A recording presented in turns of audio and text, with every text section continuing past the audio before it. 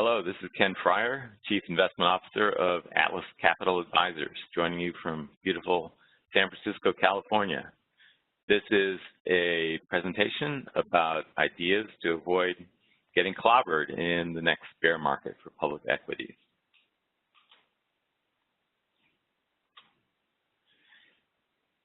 There are all kinds of potential problems for the global economy. We've just had Britain plan to exit the European Union. There's an excess of debt in China. Central banks have been lowering rates to try to stimulate growth, and now rates in many places around the world are negative. Are we about to have a recession? Unfortunately, we don't know. No one really knows or is very good at predicting recessions. However, we do have some ideas that you may find interesting. This slide has my handsome picture and my two partners who run Atlas Capital in San Francisco. And here's a way of potentially looking at the stock market and avoiding trouble potentially when the next downturn occurs. Now, recessions can be quite detrimental to the portfolio values of equity holders. This is a chart showing the total return of the S&P 500 over a little bit more than 20 years. And in that period, we had two major drawdowns associated with recessions. There was the period after 2000 in the dot-com bust when the S&P owners lost 44% of their equity value. Stock values climbed back up after that, reaching a peak in 2007, and then investors lost more than half their money in the global financial crisis. Is it a natural consequence of being an equity investor that from time to time you experience losses of this nature, or might it be possible to do a bit better? If you think that a recession is going to lead to another big loss, well, then you have a motivation to try to predict a recession. But what is a good method to predict a recession? What many of us try to do is to listen to elite economists or other wise prognosticators about the future of the economy. The challenge is that although the people in the economics professions are very highly educated, very intelligent people, they don't really have the mechanisms to accurately predict recessions. In the last 50 years, there have been 7 recessions in the United States.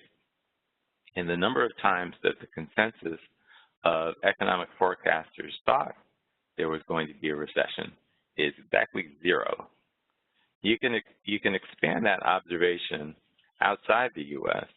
In just the last 15 years, there were 200 instances where a particular country went from having positive economic growth to negative economic growth. And the number of instances where economists predicted that would happen, also 0. So you want to know if there's a recession, but it may be that economists aren't very helpful.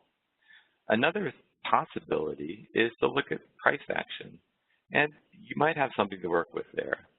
These same 7 recessions in the last 50 years have been accompanied by a 15% fall in the S&P 500 within a year of when the recession started. And in most of these cases, the stock market action happened before the statistical agencies of the U.S. realized that a recession was underway.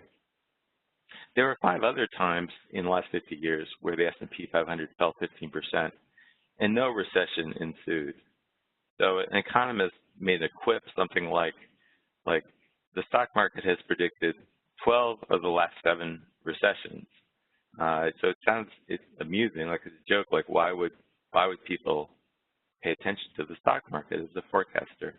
But if you compare these 2 ways of forecasting, it might be that the stock market has some information that's worth paying attention to. This is a chart about a very simple momentum-based rule for avoiding losses. What if you followed a very simple rule where you're going to own your position in the S&P 500 if the prior year return is positive?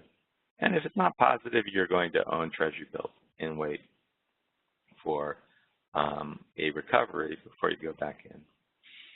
In this period, this about 20-year period, you would have been in the market most of the time, but your drawdown in the dot-com bust would have been 13% instead of 44%. And your drawdown in the global financial crisis would have been just 6%, when those who stayed the course in stocks would have lost 51%. Now, there's no guarantee that investing like this will generate these kinds of excess returns, but it indicates how powerful it can be if it's possible to avoid losses in recessions, and how in this 20-year period, if you had done so with a very simple rule, then you could have ended up with almost twice as much money at the end of the period as if you'd stayed the course in stocks the whole time. So it's not just, well, here's another slide about momentum. In essence, if you look at the Standard & Poor's 500 performance since 1960, and just look at what happens next when the prior year return has been positive versus what happens next if the prior year return has been negative. If it's been positive, the next three return on average was 2.9%. If the prior year return was negative, on average, the next 3-month return was 1.8%. On average, the S&P goes up, but it goes up more if the prior year is positive than if it's been negative. So there's a potential, that difference of 1.1% per quarter is potentially advantageous. It's another indication that looking at price action might tell you something that's useful in making portfolio decisions. Momentum is not the only thing that matters, of course. Valuation matters also quite a bit. What this chart shows is the Shiller Cape yield. Now, the Shiller cyclically adjusted price earnings ratio is the current price of the S&P 500 index divided by the inflation-adjusted average annual earnings for the prior 10 years. Right now, the Shiller Cape is a bit more than 25, and that means the yield, the reciprocal of the Shiller Cape, is a bit less than 4%. You see that little oval that says now. So historically, if the Shiller Cape is in the range of current values, the next 7-year return has been about 5% per year, so less than historical. And you can tell from this chart that there's a pattern that slopes up and to the right. The better the Cape yield, the lower the Shiller Cape, the higher the future return tends to be.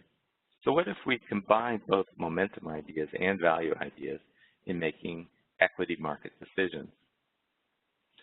For holders of equities, they really have 3 main questions that they have. And I've been the chief investment officer of some very large and sophisticated plans and have these same sets of questions. 1, is it a good time to own equities?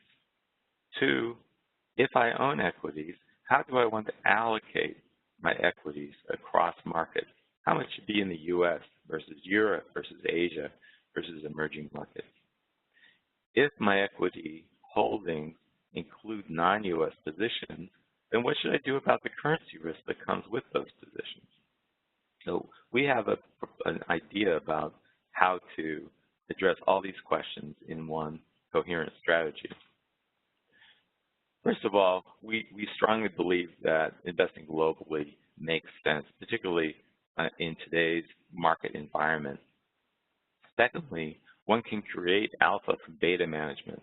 Now, what those terms mean is that a way to succeed as a global equity investor is through the choices of betas, by which we mean the choices of particular equity markets to own and to not own.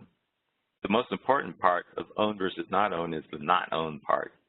You can divide up the global stock market into good neighborhoods and bad neighborhoods.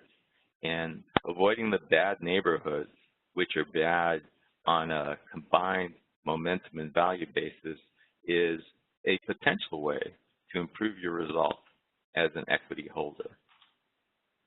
What we do at Atlas with our strategies is we divide global stocks up into 48 markets. the U.S. is divided into 12 markets, 10 S&P sectors plus small cap and mid cap.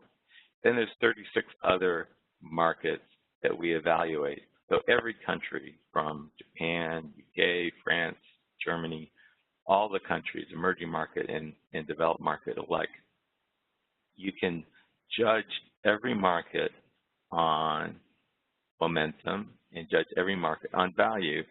And a useful way to allocate is to eliminate the markets that have negative momentum, and for the markets that are left, to weight them based on value. So weight toward the ones that have the higher Shiller-Cape yields and away from the ones that have lower Shiller-Cape yields. Once you make those market decisions, you will know what your currency exposure is, and you can do a separate decision as to whether to have a currency overlay to manage the exchange rate risk. If one were to invest in that way, one would shift their equity allocations dynamically as market conditions change. This chart shows the composition of an equity market portfolio managed in that way since December of 2000. The purple part of the chart is the weight that would go to the U.S. and Canada. The orange part is Europe. The gray part is emerging markets. The yellow part, the gray part is Asia, excuse me. The yellow part is emerging markets. And from time to time, when there's a solid blue allocation, those are situations when there were so few favorable markets, so few good neighborhoods that it made sense to get out of the way and own some cash. So this, you can see from this chart that in the period from, say, 2003 to 2008, when non-U.S. stocks were beating U.S. stocks, that the non-U.S. stock weight would be bigger and that it would have been more weighted toward the U.S. in recent years when the U.S. has been the dominant market. Based on our assessment, and this is current as of late June, these are the markets that we see as being good neighborhoods and bad neighborhoods and middle neighborhoods. So if the name of the market is in black text, then those are good neighborhoods in our view. They look appealing on a value and momentum basis. If the name is red, then we don't see them as good neighborhoods. And at the moment, and for several months now, we're very light in Europe. You can see currently we don't own any Europe positions. That has served us well, given the market reaction to the Brexit vote. So this is our current reading of markets. So to summarize what I've covered, that stock market performance can be a leading indicator of economic weakness. It's worth paying attention to price action when one assesses the future of the global economy. Stock markets are particularly dangerous to own when they're falling, and especially if valuation indicators are unappealing, as they are in the U.S. at present. So there's potential merit to dividing global stocks into many markets, and then assess each of those markets individually, drop out of the bad neighborhoods, and adjust to good neighborhoods based on value, and be willing to own cash if there are insufficient good neighborhoods in the market. So thank you for listening. If you have any questions or would like to inquire further, then this slide has our contact information. Thanks again for your time and attention.